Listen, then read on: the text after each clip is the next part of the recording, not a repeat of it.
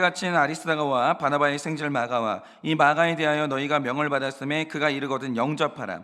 유스도라는 예수도 너희에게 무난하느니라. 그들은 할레파이나 이들만은 하나님의 나라를 위하여 함께 역사하는 자들이니 이런 사람들이 나의 위로가 되었느니라. 그래서 예수의 종인 너희에게서 온 에바브라가 너희에게 무난하느니라. 그가 항상 너희를 위하여 애써 기도하여 너희로 하나님의 모든 뜻 가운데서 완전하고 확신 있게 서기를 구하나니 그가 너희와 라오디게아에 있는 자들과 히에라볼리에 있는 자들을 위하여 많이 수고하는 것을 내가 증언하노라. 사랑을 받는 의사 누가와 또 데마가 너희에게 무난하느니라. 라오디게아에 있는 형제들과 눈바와 그 여자의 집에 있는 교회에 무난하고 이 편지를 너희에게서 읽은 후에 라오디게아인의 교회에게도 읽게 하고 또 라오디게아로부터 오는 편지를 너희도 읽으라. 아키포에게 이르기를 주 안에서 받은 직분을 삼가 이루라고 하라. 다 같이 읽겠습니다. 나 바울은 친필로 무난하노니 내가 매인 것을 생각하라. 은혜가 너희에게 있을지어다. 아멘. 여러분이 몇 번째 들어보신 이야기일 수도 있는데 저는 이제 제가 좀 흔들리고 집중력이 흐려질 때마다 저는 이 이야기를 정말 사랑해요. 그리고 하나님의 은혜가 누구에게 임하는가, 그냥 이것만큼 잘 보여주는 이야기가 없기 때문에 여러분 다시 한번 들어보세요. 그러니까 미국에 목사님 한 분이 계시는데 이분이 이제 목회를 하면서 굉장히 아꼈던 제자 목사님이 하나 있었어요. 그런데 이제 특별히 아꼈다는 증거가 뭐냐면 이분이 매주 이 5명의 제자를 데리고 따로 제자 훈련을 했었는데 그 중에 한 사람이 이 제자였던 거예요. 그러니까 이제 마음으로도 사랑했고 그 자신의 모든 것을 아낌없이 전수할 만큼 굉장히 사랑했던 거죠. 뭘 줄고 어디까지 줄 수 있느냐, 이게 사랑이잖아요. 근데 이분이 자기의 목회의 어떤 그 노하우, 자기 지식, 이걸요 오직 5명에게 아낌없이 부었다는 거죠. 그러니까 그 중에 한 명이니까 진짜 사랑했던 거죠. 그런데 이런 일이 일어날 때는 이유가 있겠죠. 근데 왜 이런 일이 일어나는지는 모르겠으나 어느 날 이 목사님이 이제 교회 목회를 하고 계셨는데 그 믿었던 중직들이 찾아오더니 목사님의 사임을 요구하더라는 거예요. 우리는 새로운 목사님을 원하니까 물러나 달라는 거죠. 그런데 이 무리를 끌고 왔던 리더가 누구냐? 목사님이 키웠던 그 제자였던 거예요. 그러니까 이제 다른 사람이 그랬다라고 하면 목사님이 그렇게까지 충격을 받지는 않았을 텐데 내가 너무나 아꼈던 5명 중에 1명, 그 제자가 날 쫓아내는 무리의 수장이 되어서 나에게 사임을 요구하니까 이게 사실은 다른 사람 같으면 실어증이 걸릴 정도로 엄청난 충격이 되는 거예요. 그러니까 결국에는 이 반란이 실패로 끝났지만 목사님한테는 이게 잊을 수가 없는 충격이 된 거예요. 그래서 목사님이 그 인간 자체에 대한 환멸을 느끼게 됐고, 이러면 목회 의욕이 사라지거든요. 이런 시험이 사실은 사람을 대상으로 목회하는 목회자한테는 굉장히 자주 와요. 아꼈고 믿었는데 뒤통수 맞을 때가 있는 거죠. 그러니까 미리미리 사람이 100% 죄인이라는 이 말을 듣고 가지 않으면 회복이 안 되는 타격이에요. 이 목사님이 근데 이제 목회 의욕이 완전히 사라진 거예요. 그래서 목사님이 이제 못하겠다 그러면서 이제 목회를 떠나려고 했는데 떠나려고 보니까 이제 문제가 뭐냐, 갈 데가 없는 거예요. 갈 데가 없는 거죠. 그래서 이제 갈 데가 없으니까 그냥 목사님이 어쩔 수 없이 교회에 남았어요. 그래서 이제 마음을 겨우 잡고 이제 목회를 하는데 8년 후에는 어떤 일이 일어났냐, 목사님이 이제 마음을 잡고 열심히 목회를 하고 있는데 갑자기 당시로서는 교회의 절반 숫자에 해당하는 250명이 갑자기 교회를 떠나버린 거예요. 그런데 떠난 이유가 뭔가 참 진짜 이러면 이제 저 같은 목회를 못 하는데 목사님 설교가 너무 길고 지루하다고 교회를 떠난 거예요. 250명이. 그러니까 이전부터 이 250명은 이제 얘기가 돌았던 거죠. 그러니까 이제 목사님이 이번에는 완전히 목회 자신감이 상실된 거예요. 나는 목회나 설교의 은사가 없나 보다. 그러니까 내가 강단에 설 때마다 성도님들이 고통받는구나. 완전히 목회에 자신감이 사라진 거예요. 그래서 이번에는 진짜로 목사님이 목회를 떠나려고 했어요. 그런데 목사님이 또 떠나지를 못한 거죠. 이게 왜냐, 누가 불사하고 사명이 내 마음을 잡고 이게 아니라 다른 거 하려고 생각해 보니까 할 게 없더라는 거예요. 근데 목사인데 이걸 위해서 젊은 날 다 훈련하느라 인생을 바쳤는데 다른 거 하려고 하니까 할 게 없는 거예요. 갈 데가 없는 거죠. 그래서 이제 비루하지만 어쩔 수 없이 또 교회에 남았어요. 그래서 이제 이 목사님이 어디를 가지 못하고 결국 은퇴할 때까지 그 교회에 남아있게 됐는데, 이 목사님이 누구냐면 얼마 전까지 미국 교계와 언론이 뽑은 21세기의 가장 영향력 있는 목회자이자 매주 8,000명의 성도가 출석하는 LA 그레이스 커뮤니티 교회 담임 목사님이신 존 메가더 목사님이 이 목사님이에요. 그래서 어느 날 한 기자가 목사님하고 인터뷰를 하는데 이제 질문을 던진 거죠. 목사님 얼마나 행복하십니까? 지금 목사님 교회에 매주 8,000명이 목사님 설교를 듣기 위해서 출석하고 있고, 지금 목사님의 설교집에 목사님이 책을 낼 때마다 전 세계 목회자들이 책을 읽고 있습니다. 근데 이게 너무 이해가 되는 게 뭐냐면, 제가 신학생 시절에 읽었던 책이 이 목사님 책이에요. 존 메가더 목사님 책. 그런데 목사님이 이렇게 대단한 목사님이 되신 비결이 뭡니까? 이렇게 물어본 거예요. 근데 이 목사님이 이제 굉장히 유명한 말씀을 하셨는데, 그런 말씀을 하신 거죠. 나는 목회하는 날 동안 은혜밖에 받은 게 없다고. 내가 시작부터 마지막까지 주님의 은혜가 아니었으면 나는 목회 못했다고. 그런데 내가 수많은 은혜를 받았지만 내가 받은 은혜 중에 제일 큰 은혜가 뭐였었냐면 갈 곳이 없는 은혜였다라는 거예요. 목회 외에 할 게 없는 은혜를 받았고, 이 교회가 아니면 아무도 안 불러주고 갈 데가 없는 그 은혜가 내 인생의 가장 큰 은혜였다라는 거예요. 만약에 내 인생에 두 번의 이 고비가 왔을 때 어느 한 곳이라도 불러줄 교회가 있었고, 내가 목회 외에 다른 재주가 있어서 다른 걸 할 수 있는 사람이었다면 나는 오늘 목회를 안 했더라는 거죠. 그런데 하나님은 목사님으로 하여금 딱 한 교회, 거기에서 엄청난 열매를 맺을 수 있는 큰 은혜를 주셨는데, 그 방법이 뭐냐? 갈 데가 없도록, 다른 일은 할 수가 없도록 그 교회에 가둬버린 거예요. 재주를 안 주신 거예요. 다른 재주를. 목회 외에는 네가 다른 걸 일체 할 수 없도록 다른 분야에는 아예 하나님께서 은사 자체를 안 주신 거예요. 그런데 갈 데가 없어서, 할 일이 없어서 어쩔 수 없이 이제 교회에 남아 있었는데, 교회가 이렇게 성장했으니까 이게 하나님의 은혜가 아니고 뭐겠냐라는 거예요. 나는 갈 데가 없어서 그 교회에 남았고, 그랬더니 열매를 맺었다는 거죠. 제가 존 메가더 목사님의 설교나 책을 정말 좋아하는데, 그 중에서도 저에게 가장 영향력을 끼치고 있고, 사실은 지금도 저를 붙들고 있는 교훈이 뭐냐면 이 얘기예요. 이 얘기. 갈 곳이 없는 은혜가 사람 인생에 받을 수 있는 제일 큰 은혜라는 거예요. 예수 말고는 붙잡을 게 없는 은혜, 그게 제일 큰 은혜라는 거죠. 그렇죠, 여러분. 이 나무라는 게 진짜 신기한 게 뭐냐면, 여러분이 캐나다에 가보면 전나무라는 게 있거든요. 이게 일직선으로 쭉 뻗는 진짜 멋있는 나무인데, 이게 문제가 뭐냐면 캐나다의 전나무가 이상하게 바람을 못 이겨요. 바람만 불면 뿌리가 뽑히면서 종종 쓰러지는 거예요. 근데 이런 일이 일어나는 이유가 뭐냐? 캐나다의 토양이 너무 좋으니까 전나무가 뿌리를 깊이 내릴 필요가 없는 거예요. 그런데 이게 평소에는 굉장히 좋아요. 그러니까 뿌리를 내리지 않아도 빨아먹을 영양소가 있으니까 평소에는 좋죠. 그런데 이제 땅을 뚫고 뿌리를 내리는 것 자체가 굉장히 에너지를 소모하기 때문에 아주 힘든 일인데, 그러지 않아도 영양분을 빨아들일 수 있으니까 편하죠. 전나무는 편해요. 근데 문제는 뭐냐? 뿌리가 깊이 내려지지 않으니까 바람이 불 때마다 쑥쑥 넘어지는 거예요. 쑥쑥. 반면에 이 사이판에 있는 산 꼭대기에 있는 나무는 이 강풍이 부는 굉장히 험한 그 환경에 노출되어 있기 때문에 생존에는 최악의 환경이거든요. 근데 신기한 게 뭐냐면, 이 나무가 바람이 아무리 불어도 넘어지지를 않아요. 뽑히지를 않는 거예요. 그리고 그 자리에서 1000년을 살아요. 1000년을. 근데 왜냐 이거죠. 이유가 뭐냐면, 이 나무의 키가 2m 정도 되는데 땅으로 뻗은 뿌리의 이 길이가 20m예요. 신기하죠. 우리 눈에 보이는 크기는 2m밖에 안 되는데 뿌리가 20m예요. 땅으로. 그러니까 이 뿌리가 깊다는 말의 뜻이 뭐냐면, 이 나무는 이제 어디로 갈 데가 없다는 거예요. 뿌리를 20m를 뿌리를 내렸는데 어디를 가요? 뽑을 수가 없는 거죠. 갈 데가 없는 거예요. 그런데 나무의 뿌리가 깊으면 깊을수록 그 나무는 거기에 그냥 갇혀버린 거예요. 1000년을 어디 가지를 못해요. 그런데 갇혔다라는 말에 또 다른 의미가 뭐냐면, 철저히 갇힌 존재는 아무리 흔들어도 뽑아낼 수가 없다라는 거예요. 거기서 뽑아낼 수가 없다라는 거죠. 반면에 갇힌 데가 없는 사람은 자유할 수는 있으나 가혹한 바람 앞에서는 언제든지 뿌리가 뽑힐 수가 있다라는 거예요.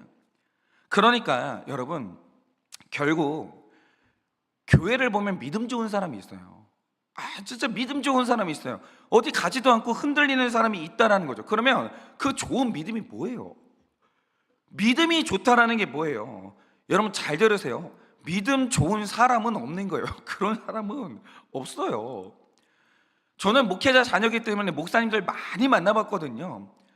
유명한 장로님들을 만나봤고 권사님들 많이 만나봤어요. 믿음 좋은 인간은 없었어요. 그런 사람은 없었어요. 오직 뭐가 하나 있을 뿐이냐, 믿음이 좋을 수밖에 없는 환경만 있는 거예요. 환경이 좋은 환경이니까 믿음이 좋은 거지, 환경이 나쁜데 좋은 믿음은 없는 거예요. 여러분, 인간은 100% 죄인이고 누구나 다 치명적으로 약한 자기 죄패가 있어요. 유혹에는 다 약한 거예요. 그렇기 때문에 우리는 누구나 다 바람이 불고 유혹이 오면 흘러 떠내려갈 수밖에 없는 거예요. 그런데 신기한 건 이 악하고 음란한 세상 가운데서 믿음 지키고 사는 신자들이 있거든요. 그러면 그분들이 그럴 수 있는 이유가 뭔가? 그건 그 믿음 좋아서 그런 게 아니고요, 믿음 지키기 좋은 환경을 만나서 그런 거예요. 그러면 믿음 지키기 좋은 환경은 뭐예요? 불러주는 데도 없고 갈 데도 없는 환경, 예수 아니면 답이 없는 환경, 이게 바로 믿음 지키기 제일 좋은 환경이라는 거예요. 그리고 오늘 말씀을 보시면 이걸 확실히 알 수 있는 게 뭐냐면, 여러분이 오늘 말씀을 보시면 구조가 진짜 재미있어요. 그게 뭐냐, 오늘 바울은 편지를 마무리하면서 자신의 동역자들을 소개해요. 그런데 10절과 11절은 유대인 동역자들을 소개하고 12절에서 14절은 이방인 동역자들을 소개합니다. 그런데 유대인과 이방인의 동역자들의 면면을 보면 참 재미있는 게, 여기에는 끝까지 바울의 곁을 지키고 믿음을 지켰던 사람들이 기록되어 있는데, 또 신기한 건 여기에 꼭 한 명은 믿음에서 이탈한 사람도 있는 거예요. 그러면 그건 누구고 그들은 왜 이탈했냐 이거죠. 먼저 여러분이 10절을 보시면 아리스다고와 마가라는 인물을 소개하는데, 이 소개가 진짜 재미있는 거예요. 왜 그러냐, 일단 아리스다고를 보면 나와 함께 갇힌 아리스다고다 이렇게 표현하거든요. 그런데 여기에 모든 학자들의 견해가 일치하는 바, 여기에서 나와 함께 갇혔다라는 건 나랑 같이 감옥에서 살고 있다 이 말 뜻이 아니에요. 이 말 뜻이 뭐냐면, 아리스다고는 왜 나의 동역자냐, 왜 그가 나와 함께 평생을 같이 했냐, 나도 그리스도 안에 갇혔지만 이 사람도 그리스도 안에 갇힌 사람이다 이 뜻이에요. 믿음 좋은 사람이 아니라는 거예요. 이 사람은 갇힌 사람이에요. 갇혀야 믿음 지키는 거지, 갇히지 않았는데 믿음 지키는 사람 아무도 없는 거예요. 그러면 갇혔다는 게 무슨 뜻인가? 11절을 보면 유스도의 이름을 거론하면서 이들에 대해 설명하는 게 뭡니까? 이들은 할레파이나, 이들만은 하나님의 나라를 위하여 함께 역사하는 자들이었다라는 거예요. 이걸 풀어야 되는 거예요. 여기서 우리가 알아야 되는 게 뭐냐면, 특별히 바울이 하나님의 나라를 위해서 했던 사역이 뭡니까? 그것은 율법을 폐지했던 게 아니라 율법주의를 폐지하는 사람이었다는 거예요. 그런데 율법주의의 핵심 중에 하나가 뭐냐면, 이 당시의 유대인들은요, 하나님 나라에 들어가는 조건으로 몸에 보이는 표를 굉장히 중요하게 생각했어요. 그러니까 아까 말씀드렸던 유스도 같은 사람들은 그 사람들이 할레파였다라는 거죠. 그러니까 유대인을 의미해요. 그러니까 유대인을 왜 할레파라고 이렇게 이야기하느냐, 그 유대인들에게 할례라는 몸의 표시가 정말 중요했다라는 거예요. 그러면 왜 할례가 중요한지 아십니까? 여러분이 다 아시듯이 할례는 남자 생식기의 피부를 절제하는 시술이거든요. 그런데 여기에 온갖 신경이 다 몰려있는 부분이기 때문에 여기를 절개한다, 굉장히 고통스럽습니다. 그런데 굳이 이 부분을 제거하는 거예요. 그러면 이 말 뜻이 뭐가 되느냐, 나는 하나님의 백성이 되기 위해서 이런 고통까지 감수했다, 이 표시가 바로 유대인의 할례 표시라는 거예요. 말하자면 딱 이렇게 생각하시면 돼요. 우리나라 군대 중에서 가장은 아니지만 일반인들이 들어갈 수 있는 가장 어려운 부대가 해병대거든요. 그러니까 해병대는 일반인들도, 그러니까 장교가 아니라 부사관이 아니라 일반인들이 들어갈 수 있는 제일 힘든 데가 해병대예요. 그런데 그 해병대 중에서도 가장 힘든 부대가 해병대 수색대거든요. 그런데 이제 보니까 해병대 수색대가 딱 되잖아요. 그러면 특별히 가슴에 빨간 명찰을 딱 달아줘요. 그러니까 해병대원들은 나 해병대에 나와서 대단한 사람인데 어떤 사람이 같은 해병대인데 빨간 명찰이 붙어있다 그러면 고개 숙이는 거예요. 이 사람 고생했다 그 뜻이거든요. 그런데 여기를 나온 분들은요, 군대를 전역하고 몇십 년이 지나도 틈만 나면 가슴에 빨간 명찰이 붙은 해병대 수색대 옷을 그렇게 입고 다녀요. 왜겠습니까?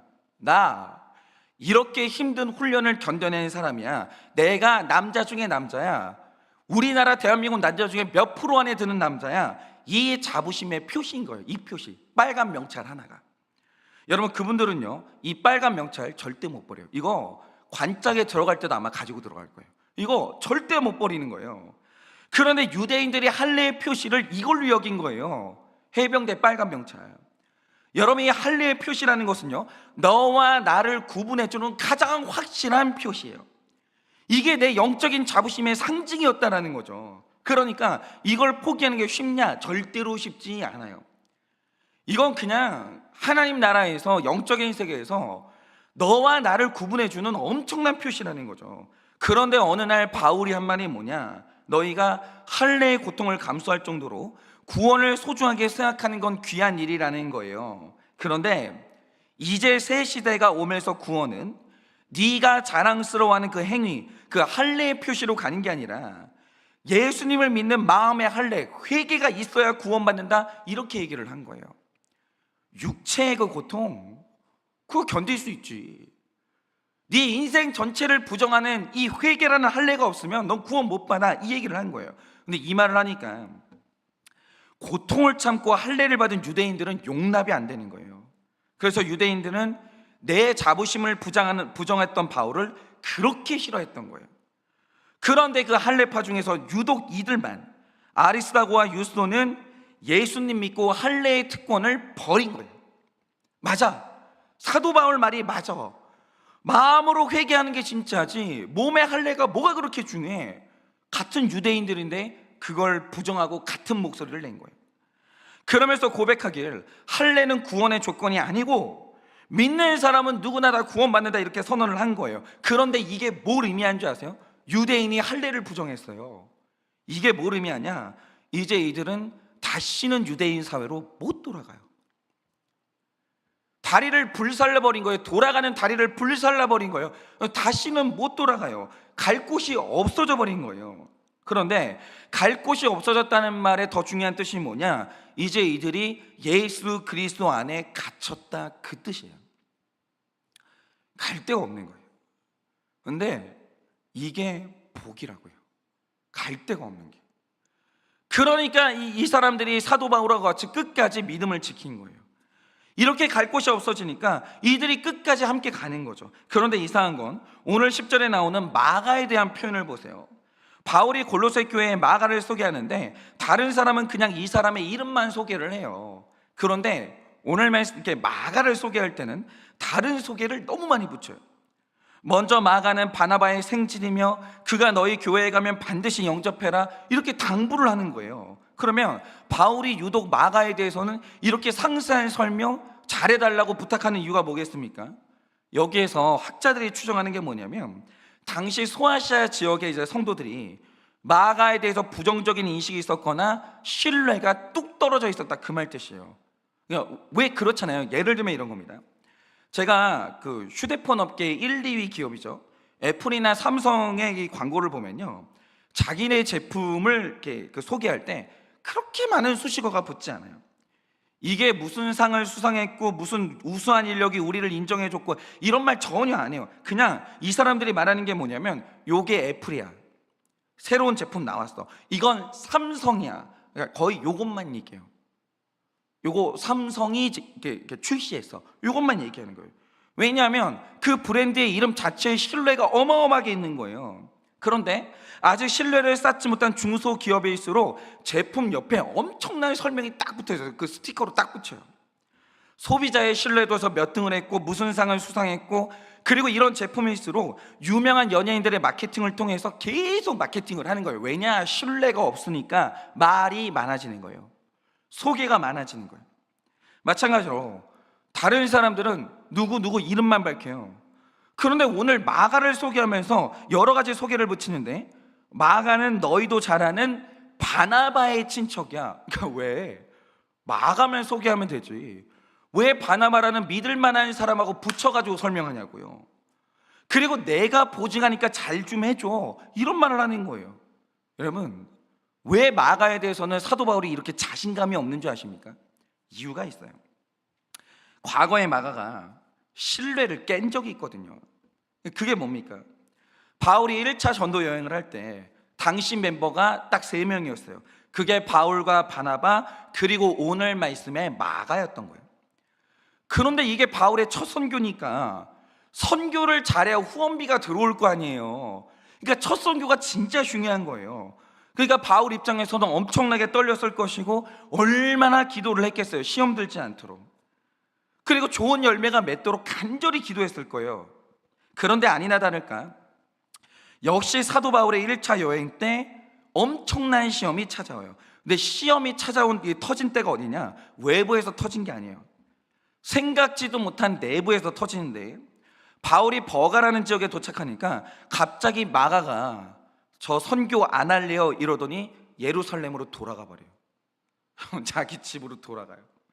그러니까 이게 무슨 뜻이냐면, 어떤 목사님이 너무 부푼 기대를 안고 엄청나게 기도를 하면서 교회 개척을 딱 했는데 갑자기 사모님이 나 목회 못하겠다고 친정으로 돌아가 버린 거예요. 진짜 이 충격이랑 똑같은 거예요. 그런데 아마 해외 선교를 해보신 분들은 아실 텐데, 이 시험과 핍박이라는 게 외부에서 시작된다, 그럼 기도가 뜨거워져요. 이게 우리를 단합시키는 좋은 계기가 되거든요. 그런데 내부에서 사람이 힘들다고 하면서 짐 싸서 이탈해버리잖아요. 한 명 비는 게 한 명이 아니에요. 사기가 있잖아요. 뚝뚝 떨어져요. 뚝뚝. 그러니까 어떤 개척교회가, 이 개척교회가 개척교회 고개를 넘어간다라고 할 때 그 분기점이 뭐냐면, 개척교회는 한 명이 한 명이 아니에요. 저희 아버지가 개척을 해봤잖아요. 한 명이 한 명이 아니라 그 하나가 교회 기둥이에요. 그 하나 빠지잖아요, 교회가 흔들흔들해요. 그 고비를 못 지나가면 개척교회는 무너지고, 그 교회를, 그 고비를 넘어가면 타고 넘어가는 거죠. 그런데 사도 바울의 1차 여행 때, 1차 선교 여행 때 멤버가 3명이라고요. 그 중에 하나가 빠져나간 거예요. 완전히 흔들흔들 하는 거죠. 그러니까 이 3명이 뭉쳐도 힘든 바에 그 중에서 한 명이 힘들다고 돌아가 버리니까 그때 분위기가 어땠을 것이며 사기가 얼마나 떨어졌겠어요. 진짜 위기였어요. 그렇지만 바울이나 바나바나 신실한 하나님의 사람이기 때문에 흔들리지 않고 잘 버텼어요. 근데 문제가 뭐냐? 이제 바울이 다 있고 새로 짐을 꾸려가지고 2차 선교 여행을 떠나려고 하는데, 바나바가 이 마가가 자기 친척이라고 감싸면서 2차 선교 여행 때 또 데리고 가자고 얘기를 하는 거예요. 근데 사도 바울은 이게 용납이 안 되는 거죠. 마가는 이미 선교에서 이탈한 사람이고 우리를 힘들게 한 사람인데, 이런 사람을 안고 어떻게 또 선교를 가냐고, 안 된다고 하면서 바울과 바나바가 심각하게 싸웁니다. 그리고 결국에는 둘도 헤어져요. 이걸 소아시아 지역의 교회들이 이 스토리를 다 알아요. 저 마가 저 마가 때문에 한번 선교가 흔들렸고 결국에는 바나바와 사도 바울이 헤어졌다니까요. 얼마나 신뢰감이 없겠어요, 저 마가에 대해서. 그러니까 이 마가라는 사람은 바울의 선교에 2번이나 타격을 준 사람인데, 이게 선교지에 소문이 쫙 퍼진 거죠. 그러니까 이후로 마가는 뿌리가 얕은 사람, 믿을 수 없는 사람이라는 딱지가 딱 붙으면서 신뢰를 받는 일에 애를 먹어요. 근데 중요한 건 이거죠. 다른 사람들은 아무리 힘들어도 잘 견디면서 자리를 지켰는데 왜 마가는 이렇게 흔들리고 자리를 이탈했는지 아십니까? 이유가 뭐냐면, 마가의 어머니가 예루살렘에서 상당한 재력가였거든요. 상당한 재력가였어요. 그러니까 이분의 집이 얼마나 컸는지, 이 집에서 기독교인들이 예배를 드릴 만큼 집이 컸다라는 거죠. 그게 마가의 집이에요. 여러분, 예수님의 제자들이 예수님이 승천하신 이후에 함께 모여가지고 250명의 사람들인가요? 그들이 기도를 했잖아요. 그 집이 어디예요? 마가의 다락방이에요. 마가의 집이 이렇게 컸다라는 거죠. 재력가였어요. 그러니까 마가가 자꾸 흔들려요. 자꾸 자리를 이탈해요. 그렇던 이유가 뭐냐? 다른 사람보다 믿음 약하고 그런 거 아니에요. 인간은 다 믿음 약한 거예요. 문제는 뭐냐? 마가가 사명을 감당하는 데 있어서 다른 사람보다 환경이 진짜 안 좋았는데, 그 안 좋았던 환경이 뭐냐? 선교지를 이탈하면 갈 데가 있는 거예요. 선교지에서 힘들잖아요. 자꾸 있잖아요, 유혹이 오는 거예요. 우리 집에 잘 데가 많은데, 우리 집에 먹을 데가 많은데, 이게 자꾸 유혹이 오는 거예요. 이게 문제인 거예요. 갈 데가 있다라는 게. 즉 마가에게는 또 다른 대안이 마가의 인내와 집중력을 약하게 만들었으며, 시련이 오는 날 다른 사람은 갈 데가 없으니까 예수님에게 더 깊이 뿌리를 내리면서 버티는데, 마가는 뽑혀가지고 날아가는 거예요. 그러니까 우리가 인내를 하면서 버텨야 되는 몇몇 자리들이 있거든요. 그 중에 하나가 신앙의 자리고, 또 하나가 가정이고, 또 하나가 직장인 거예요. 이 직장 있잖아요, 먹고 살만하잖아요. 통장에 돈 있잖아요. 그리고 딴 데 갈 데 있잖아요. 못 버텨요. 직장에서 오래 버티려면 필경하는 게 뭐냐면 힘든 거 버틸 줄 알아야 되고, 이 비굴해지는 거 버틸 줄 알아야 되는 거예요. 직장에서 자존심 안 버리고 먹고 사는 사람 아무도 없는 거예요. 그런 사람이 어디 있어요? 다 비굴한 거 견뎌내야 직장에서 버티거든요. 근데 더럽다고 뛰쳐나오는 사람이 있어요. 그 이유가 뭐냐? 필경, 아내가 같이 뭐 벌고 있거나, 아니면 우리 집이 부자거나, 내가 오늘 직장에서 직장 때려치면 부모님이 뭔가 이제 지원해줄 재력이 있거나, 그 사람들은 직장 못 버텨요. 못 버티는 거예요. 그러니까 어떤 사람이 끈기가 없다, 거의 60% 70%는 그 부모 탓인 거예요. 그거 아니면 배우자 탓인 거예요. 갈 데가 있는 거예요. 그럼 못 버티는 거예요. 그리고 믿음과 가정을 지키는 데 있어서도 가장 안 좋은 환경이 뭐냐라고 하면, 예수님 아니어도 남편이나 아내 아니어도 잘 살 수 있는 환경이 제일 안 좋아요. 제일 안 좋아요. 반면에 인내하고 뿌리를 내리는 데 있어서 가장 좋은 환경이 뭐냐? 갈 곳이 없는 환경, 참고 살아야만 하는 환경, 이게 가장 좋은 환경이라는 거예요. 내가 오늘 이혼한다, 먹고 살 길이 없어야 되는 거예요. 그래야 가정 지키는 거예요. 그래야 가정 지키는 거예요. 여러분, 제가 존경하는 목사님 한 분이 계시는데, 이분 사모님이 약사셨어요. 이게 모든 신학생들이 꿈꾸는 결혼이에요. 모든 신학생들이 꿈꾸는 결혼.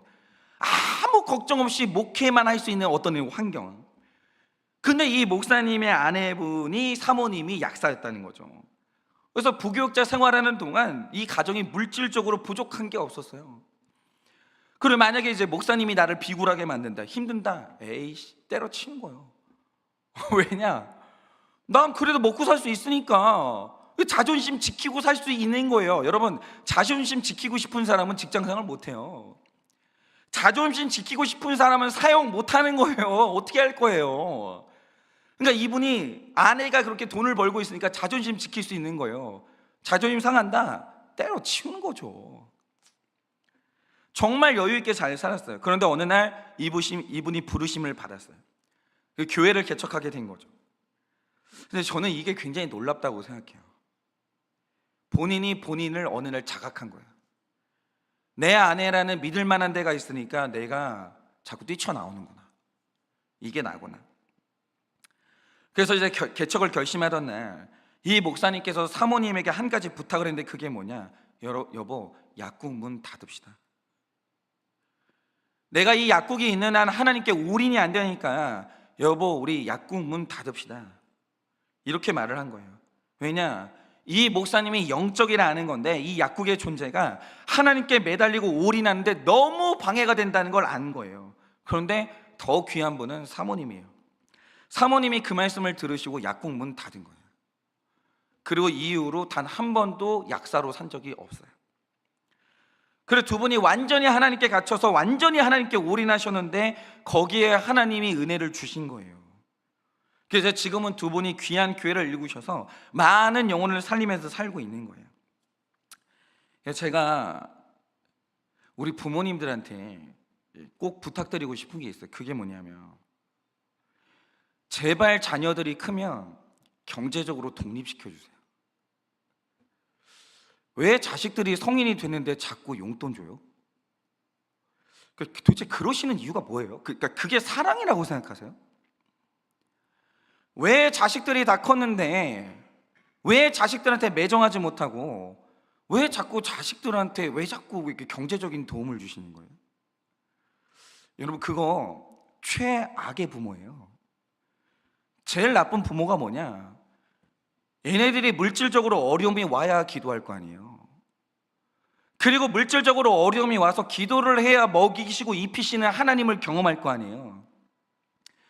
그런데 오늘도 내 자식들이 하나님을 못 만나요. 하나님을 경험하지를 못해요. 하나님의 기적을 경험하지를 못하는 거예요. 그 왜냐? 부모의 물질이 이거 맡고 있는 거예요. 인본적인 그 사랑 있죠. 아유, 얼마나 힘들고, 나는 경제적으로 어려웠는데 너는 힘들면 안 되지. 그러면 자꾸 부모님들이 하나님 역할하는 거예요. 하나님이 입히실 건데, 하나님이 먹이실 건데 왜 그걸 부모가 막냐고요. 왜 그걸 막아요, 부모님들이. 여러분, 제발 부탁인데 자녀들 성장하면 제발 경제적으로 독립시키세요. 그러니까 이 목사님들께 제가 그게 진짜 감사한 것 같아요. 제가 만약에 한일교회 처음 왔을 때 되게 힘들었거든요. 진짜 근데 그때 입히시고 먹이시는 하나님을 경험했는데 그 방법이 뭐였냐? 저희 어머니도 아버지도 먹을 게 없는 거예요. 나눠줄 게 없는 거예요. 아니, 나눠줄 게 있었으면 제가 어머니 아버지 바라봤겠죠. 손 벌렸겠죠. 그럼 하나님 경험 못하는 거죠. 그러니까 이게 저는 되게 불쌍한 사람들이 누구냐면 목회자들 중에 부모님이 부자인 분들이 있어요. 부족한 거 다 채워주는 분들이 있어요. 죄송한데 만약에 내 자녀가 사역자이거든, 끊으셔야 돼요. 그 부모님들 있잖아요. 그 목사님 하나님 못 만나요. 그 사모님이 기도가 안 나와요. 제발 그것 좀 하지 마세요. 제발. 여러분, 우리의 기준은 구원인데 오늘 구원에 있어서 가장 좋은 환경이 뭐냐면 예수님 외에 대안이 없는 환경이에요. 여러분, 그런데 오늘 사도 바울이 이 얘기를 왜 하겠어요? 제가 초반에 말씀드렸지만 골로새 성도들이 갈 데가 많은 거예요. 자꾸 찾을 게 많은 거예요. 하나님께 집중이 안 되는 거예요. 그게 최악의 환경이라는 거예요. 그러면 오늘 내가 건강에, 물질에, 자녀 문제에 갇혔다라고 하죠. 대안이 없어요. 사람 다 찾아다녀 봤는데 이게 어떻게 이렇게 도움 받을 데가 없는 거예요. 이제는 하나님밖에 안 남은 거예요. 그게 뭐냐? 하나님이 여러분에게 선물하신 하나님 만날 수 있는 환경을 선물 받으신 거예요. 그 갇힌 환경, 그게 최고예요. 그게 바로 하나님이 우리에게 주실 수 있는 최고의 팔복인 거예요. 여러분, 오늘 제가 큐티 왜 하겠어요? 이것 말고 할 게 없기 때문이에요. 다른 거 할 거 있었으면 큐티 안 해요. 여러분, 오늘 이 자리에 나와서 예배하고 이 아침에 깨어서 예배하고 하나님 음성 듣기를 원하시는 분들이 있어요. 왜게요? 믿음 좋아서라고 착각하지 마세요. 그거 말고 여러분, 지금 방법 없으시잖아요. 자꾸 갈 데 많다. 불살라야 돼요. 끊어버려야 돼요. 그래야 하나님 만나고, 그래야 구원받고, 그래야 여러분 은혜를 경험하는 거예요. 그러니 갇혀있는 그곳에서 예수님께 더 깊이 뿌리를 내려서 마침내 구원을 누리고 믿고 살아내는 여러분 되시기를 예수님의 이름으로 축원합니다.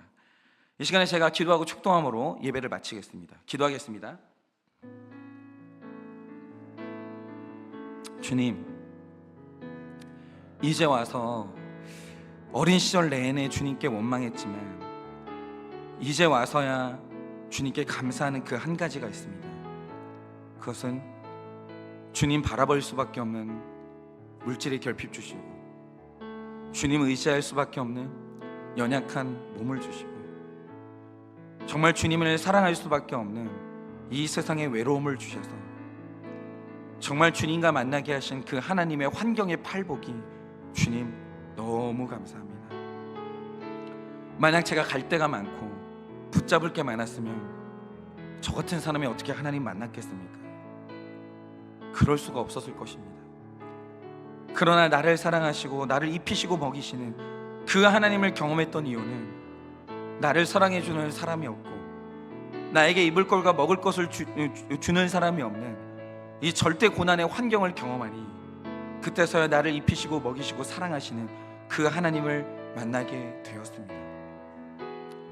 주님, 우리 모두가 다 주님 바라볼 수밖에 없고 예수님께 뿌리를 내릴 수밖에 없는 그 환경의 은혜를 허락하여 주시기를 원합니다.